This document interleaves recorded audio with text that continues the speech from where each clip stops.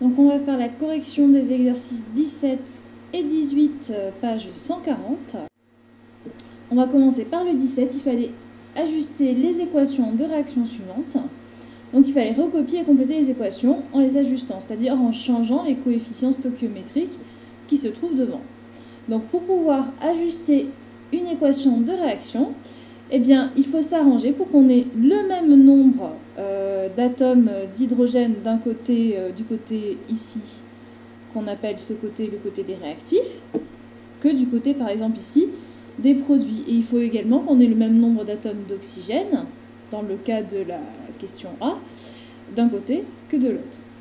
Et les charges aussi, elles doivent être équilibrées. Donc, il faut équilibrer, on va démarrer en équilibrant pour l'hydrogène. Si on regarde ici de ce côté-là, on a 2 atomes d'hydrogène du côté des réactifs et on a également 2 atomes d'hydrogène du côté des produits. A priori, tout va bien. Maintenant, on va regarder au niveau de l'oxygène. L'oxygène, si on regarde, on a 2 atomes d'oxygène alors que de ce côté-ci, on n'en a qu'un seul. Donc, il nous en faut 2, on est obligé de rajouter un 2 ici. Le problème, c'est qu'en rajoutant un 2 ici, on a multiplié par 2 les 2 atomes d'hydrogène qui étaient déjà présents. Donc 2 fois 2, ça fait 4, alors que du côté des réactifs, ici, on n'en avait que 2. Eh bien, il nous faut également multiplier par 2. Voilà, la première équation, elle est ajustée. Maintenant, on va regarder la suivante. Alors, on nous précise quand même que CuOH 2 fois, ça revient à dire CuO2H2. C'est-à-dire que quand vous avez les petites parenthèses ici, là, ça veut dire que tout ce qui est entre parenthèses, on va le faire 2 fois. Donc, on regarde pour le cuivre. On a un atome de cuivre de ce côté-là, enfin, un noyau de cuivre. Ici, c'est l'ion cuivre, hein, d'ailleurs. Et ici, on a bien un noyau de cuivre. Pour le cuivre, on est bien. Ensuite, vous avez l'ion hydroxyde, H-. On en a un ici, un H, un O. Et de ce côté-là, on a 2 O, 2 H. Eh bien, il nous suffit de multiplier par 2 pour que ce soit bien équilibré. Et si on regarde maintenant au niveau des charges, de ce côté-là, c'est-à-dire du côté des produits, on n'a pas de charge. Du côté des réactifs maintenant, c'est-à-dire de ce côté-là, on a 2 plus, 2 fois, moins. Donc, plus 2 moins 2, ça fait bien 0. Maintenant, on va regarder pour le petit c. On va commencer avec les ions argent. On voit qu'on a un noyau d'argent de ce côté-là, alors que de l'autre côté, on a Ag2, donc ça veut dire qu'il y a 2 noyaux d'argent. On peut rajouter un petit 2 ici. Maintenant, allons voir l'ion CrO4 2-. Alors, on va regarder au niveau de l'atome de chrome. Cr, on en a un. Donc, tout va bien. Un de chaque côté. Pour l'oxygène, on en a 4 ici. Et on en a 4 ici aussi. Donc, au niveau des atomes, c'est équilibré. Si on regarde du côté des produits, il n'y a pas de charge. Hein, la charge globale, elle vaut 0. Si on regarde du côté des réactifs, on a 2 fois plus 2 moins. Eh bien, plus 2 moins 2, ça fait bien 0. On a au global 0 charge d'un côté et 0 charge de l'autre. On va passer au petit d. Alors, pour l'azote, N, ici, du côté des réactifs, on en a 1, alors que du côté du produit, on en a 2, avec N2. Eh bien, on est obligé de rajouter un 2 ici. Maintenant, regardons au niveau de l'hydrogène. Ça nous fait donc 3 fois 2, 6 hydrogènes, 6H de ce côté-là. Alors que de ce côté-ci, j'en ai que 2. Ben, qu'est-ce qu'il faut faire? Il faut multiplier par 3. On regarde ensuite les noyaux d'oxygène, O. On en a 2 de ce côté. Alors que de ce côté-là, on en a 3. Eh bien, on ne peut pas équilibrer en l'état. Il nous en faudrait 3, alors qu'on peut les avoir que par 2. Alors, comment est-ce qu'on va faire ça? Eh bien, il va nous falloir trouver le plus petit dénominateur commun, en fait, pour pouvoir équilibrer notre équation. Je m'explique. Du coup, vous vous retrouvez avec, dans l'idée qu'il nous faudrait 3 oxygènes ici, mais on ne peut pas. On ne peut pas en avoir 3. On peut les avoir que par 2. Donc, ce qu'on peut faire, c'est par exemple multiplier par 2. Pourquoi pas mettre un 6 ici à la place du 3? Et du coup, nous, ça nous fait 3O2. Bon, le truc, c'est que du coup, ça nous fait 12 hydrogènes. Alors, pour avoir 12 hydrogènes, ça veut dire que le 2, ici, on est obligé de le remplacer par un 4. Hein? 3 fois 4, 12. En faisant ça, on a modifié le nombre d'azote, N. On se retrouve avec 4 azotes.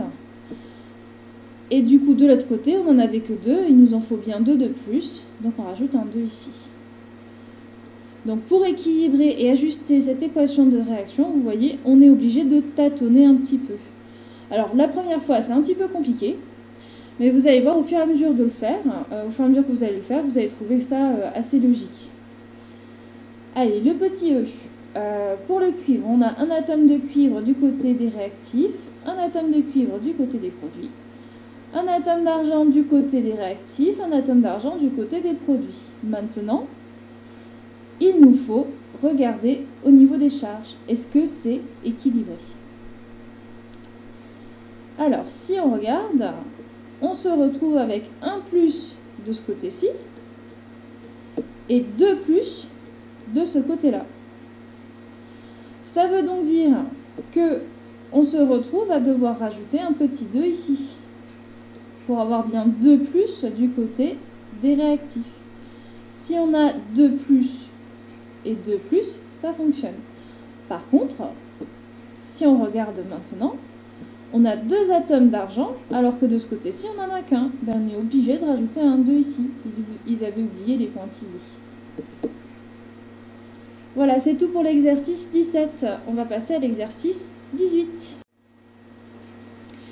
Dans l'exercice 18, il fallait identifier des produits. Donc on vous dit, pour souder 2 pièces en métal, on utilise l'énergie CD lors de la combustion de l'acétylène dans le dioxygène. Alors déjà, vous voyez, en espèces chimiques, on nous parle de l'acétylène et du dioxygène. Le dioxygène, je vous rappelle que c'est O2. On vous dit que l'acétylène, c'est un gaz de formule C2H2.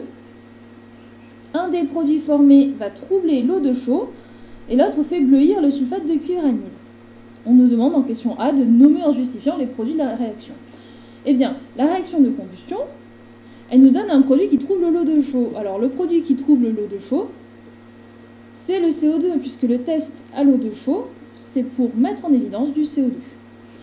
Ensuite, on nous parle du produit qui fait bleuir le sulfate de cuivre anhydre. Eh bien, le produit qui fait bleuir le sulfate de cuivre anhydre, c'est l'eau, H2O, puisqu'il s'agit de son test caractéristique.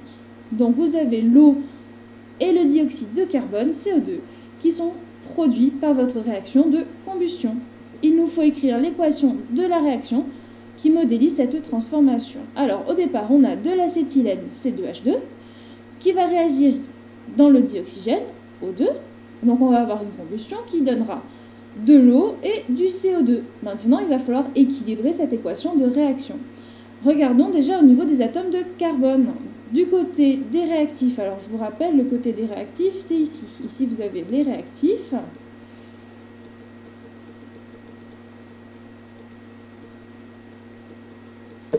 Et ici, vous avez les produits.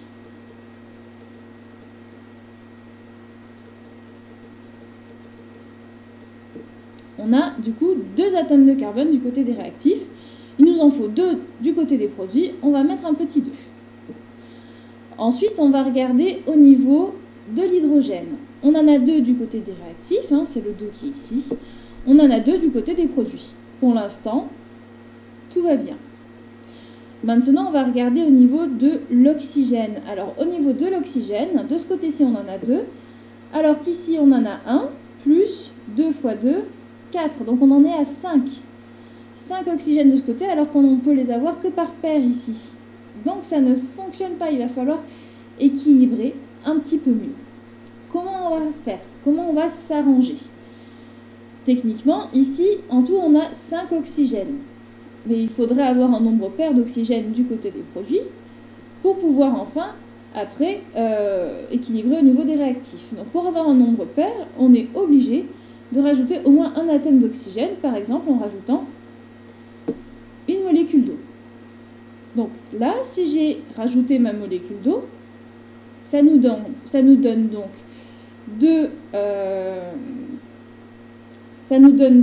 je disais, 2 oxygènes, plus 2 fois 2, ça fait 4, ça nous donne 6 oxygènes du côté des produits, en tout, pour l'instant. Et donc, ça voudrait dire qu'on aurait 3 fois 2 du côté des réactifs. Ok. Le problème, c'est que quand on a rajouté notre molécule d'eau, on a rajouté des atomes d'hydrogène. Il va falloir équilibrer les atomes d'hydrogène. Donc, on en a rajouté 2. Ça voudrait dire qu'on aurait rajouté 2 ici aussi. Donc, en faisant ça, on a équilibré au niveau des hydrogènes.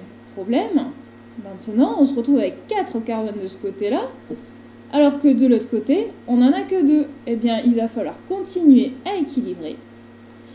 Et donc, on va se retrouver avec, ici, si on en a 2 fois 2, ben, ça fait 4. Ça nous ferait donc 4, ici. Hein, l'idée, c'est d'y aller à tâtons, on teste. Alors, ce que je vous conseille de faire, c'est de faire au crayon de bois, et puis vous gommez, et puis vous réécrivez par-dessus. Hein. Donc, les carbones, ici, sont équilibrés. 2 fois 2, 4. On en a bien 4 de ce côté-là, ici aussi. On peut regarder ici les hydrogènes. 2 fois 2, ça nous en donne 4. Ici, on en a 4 ici aussi. Maintenant, on va pouvoir regarder au niveau de l'oxygène. Du côté des réactifs, on en a 3 fois 2, 6. Du côté des produits, on en a du coup 2 fois 1, ça fait 2, plus 4 fois 2, ça fait 8. On en a 10 en tout. On a donc 10 oxygènes du côté des produits, alors qu'on n'en a que 6 au niveau des réactifs, pardon. Bien, pour en avoir 10, il nous faut faire du coup 5 fois 2. Et là, si on regarde le coefficient stoichiométrique qu'on vient de changer, il ne change que le nombre d'atomes d'oxygène. Et donc, si on vérifie, normalement, ici, votre équation va être équilibrée. Vous avez donc 2C2H2 plus 5O2 qui nous donnera 2H2O plus 4CO2. Donc, vous voyez, on est obligé de tester les choses et d'y aller à tâtons, en faisant bien attention qu'à chaque fois qu'on modifie un coefficient stoichiométrique, ça a un impact sur un autre type de noyau à l'intérieur de votre équation. Voilà, c'était tout pour cet exercice 18.